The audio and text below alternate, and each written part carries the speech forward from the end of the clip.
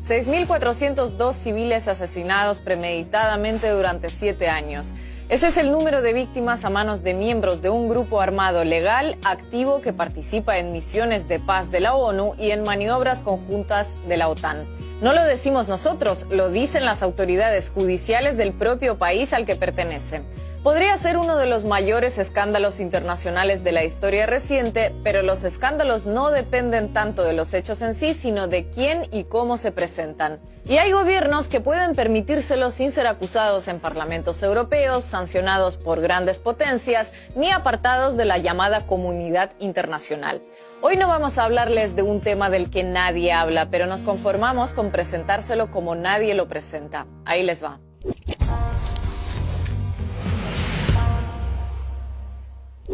La Jurisdicción Especial para la Paz de Colombia, JEP, acaba de revelar que solo entre 2002 y 2008 el ejército asesinó a 6.402 personas que no participaban en el conflicto armado. Ojo, no hablamos de muertos por fuego cruzado, por error o tomándose la justicia por su mano. No, sino de algo todavía peor. Las víctimas eran seleccionadas premeditadamente entre la población y ejecutadas a sangre fría por los militares, que después las presentaban como guerrilleros caídos en combate. De esa forma fingían cumplir con las cuotas establecidas de insurrectos dados de baja y a cambio recibían ascensos, recompensas en metálico y hasta días libres. El fenómeno es conocido dentro y fuera de Colombia con el nombre de falsos positivos, un eufemismo criticado con razón por no reflejar la magnitud del crimen. Pero lo cierto es que resulta difícil encontrar una definición adecuada en el vocabulario periodístico o legal. Por ejemplo, un término lógicamente tan cargado de negatividad como ejecución extrajudicial se queda corto en este caso, porque quien ejecuta sumariamente a alguien, aunque sea en su mente, cree en la culpabilidad de la víctima, lo que no justifica nada, por supuesto. Pero en los falsos positivos, los militares colombianos no solo no creían que sus víctimas fueran culpables, sino que sabían perfectamente que eran inocentes. Imaginen la dimensión moral de una práctica cuando llamarla ejecución extrajudicial es una forma de edulcorarla. Para llegar a estos números, la JEP entrevistó a 325 personas directamente vinculadas a los hechos, analizó los informes de la Fiscalía, del Centro Nacional de Memoria Histórica y de más de 285 organizaciones de derechos humanos. De acuerdo a un informe de 2018, alrededor de 1.750 militares participaron en el esquema de asesinatos. Según documentos filtrados, el ejército establecía que para recibir una condecoración de servicios distinguidos, una brigada debía presentar 150 muertos y una división el doble. Además, los oficiales al mando de unidades militares que quedaran lejos de esas cifras podían ser relevados del cargo. No podían pasar más de 30 días sin que una unidad pudiera dar resultado. No podían pasar. Si usted reportaba más de 30 días un batallón sin dar resultado, a ese comandante lo daban de baja.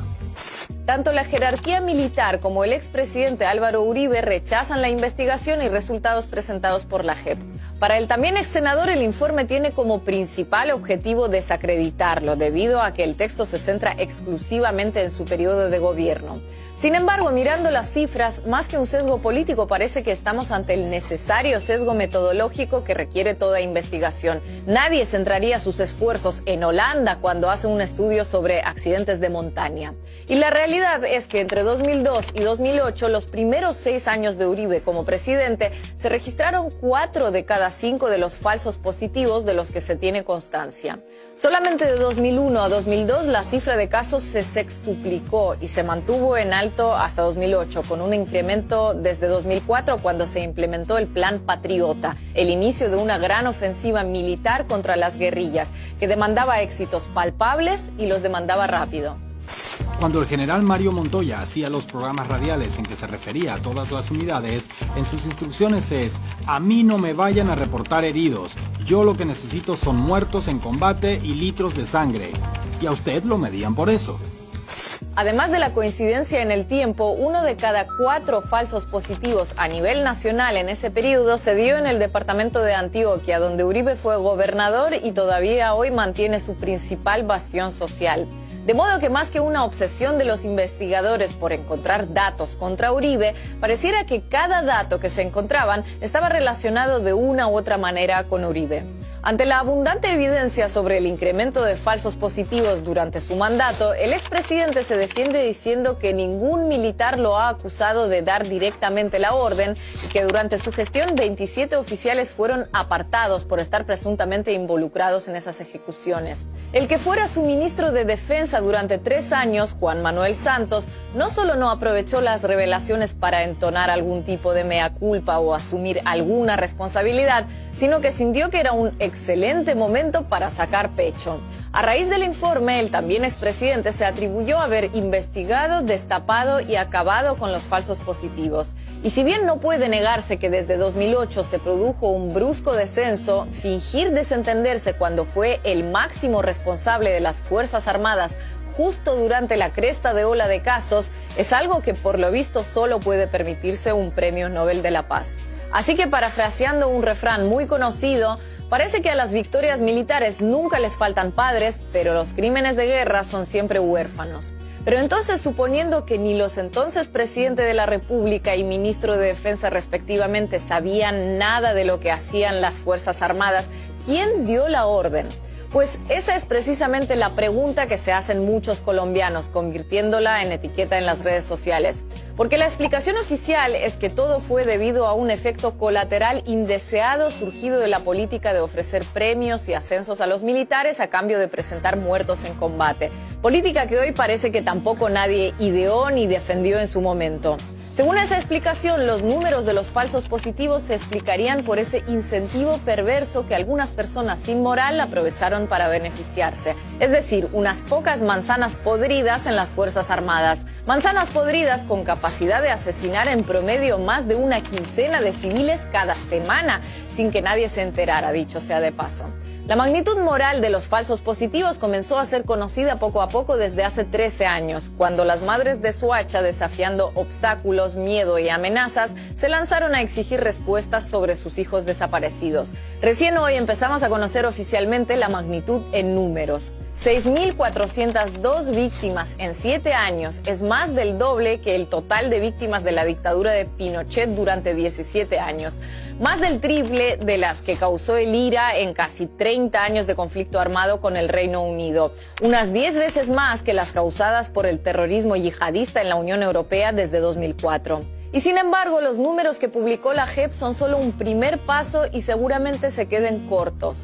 El propio informe los presenta como cifras no definitivas. Las organizaciones de víctimas consideran que las reales son muy superiores. La Unidad de Búsqueda de Personas Dadas por Desaparecidas, un organismo oficial, estima que el conflicto armado dejó una cifra de 120.000 personas desaparecidas, entre desplazados, muertos en combate, asesinados por actores armados o víctimas de falsos positivos. A la inmensidad de las cifras se suma la sensación de impunidad entre muchos colombianos.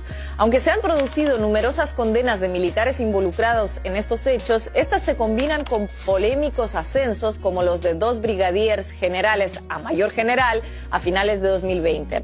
Ambos comandaron batallones en la misma época y zona donde se llevaron a cabo decenas de ejecuciones de civiles posteriormente presentados como guerrilleros dados de baja. Así, la Jurisdicción Especial para la Paz en Colombia todavía tiene mucho trabajo por delante. Los falsos positivos son apenas uno de los crímenes del conflicto en los que trabaja y el ejército colombiano apenas uno de los protagonistas de sus investigaciones. La cúpula de las FARC ya fue imputada por la JEP por su responsabilidad de mando sobre los abusos cometidos sobre miles de secuestrados durante el apogeo de la guerra. No es un supuesto sesgo lo que convierte sus informes en polémicos. Es que con cada revelación que comprometa el discurso y la verdad oficial en torno a un conflicto armado largo y especialmente deshumanizado, no solo se incomoda a quienes hicieron de la guerra su razón de ser política, sino especialmente a quienes lo siguen haciendo. Uribe era de los pupilos de Pablo Escobar Gaviria, eso está escrito. Uribe aparece en una lista de narcotraficantes del FBI de por allá de los años 80 a los 90. Solo que después le lavan la cara, borran archivos, pero quedaron algunos por allí, y lo llevaron a presidente, pues. Él viene de todo ese submundo de paramilitarismo, narcotráfico, negocios, componendas, etcétera. Es capaz de cualquier cosa. Es un hombre muy peligroso, es capaz de cualquier cosa.